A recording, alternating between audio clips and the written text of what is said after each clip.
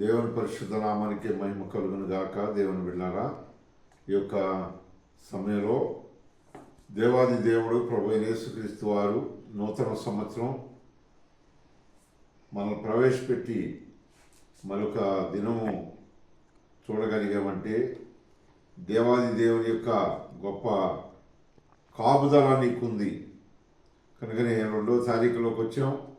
ఈ 2వ తారీఖున మనం దేవునికి ఏం చేయాలనుకుంటున్నాం అన్నది మనం ఆలోచిస్తే ఏమి చేసినా కానీ దేవునికి మనం రుణం తీర్చలేము. కనుకనే దేవాది దేవుడు గడిచిన సంవత్సరం అంతా కూడా మనకి ఏం చేసినారన్నది ఇక్కడ రాయబడుతూ ఉంది. కీర్తన గ్రంథం 121 అధ్యాయము 4వ వచనంలో చూస్తే దేవాది దేవుడంట మనందరినీ కూడా ఆయన ఏం చేస్తూ వచ్చాడంటే కునుకకుండా కాపాడుతూ వచ్చాడు.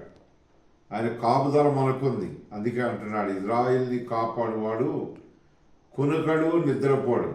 మనం కొంతసేపు మేలుకునుంటే నిద్ర రాలేదని చెప్తూ ఉంటాం. మనల్ని కాచే దేవుడు ఆయన నిన్న నేడు కూడా ఏకరీతిగా ఉన్న దేవుడు. కునుకకుండా నిన్ను కాపాడుతున్నాడు అన్న సంగతి మర్చిపోదు.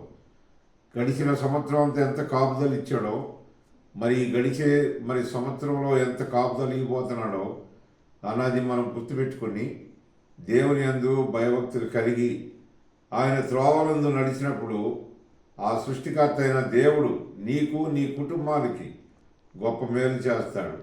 అందుకని అంటున్నాడు, సృష్టికర్త అయిన దేవుడు నీతో నాతో మనందరితో మాట్లాడుతున్నాడు. నిన్ను కాపాడువాడు కునుకడు నిద్రపోడని మరలా గుర్తు చేసుకోవాలి మనం.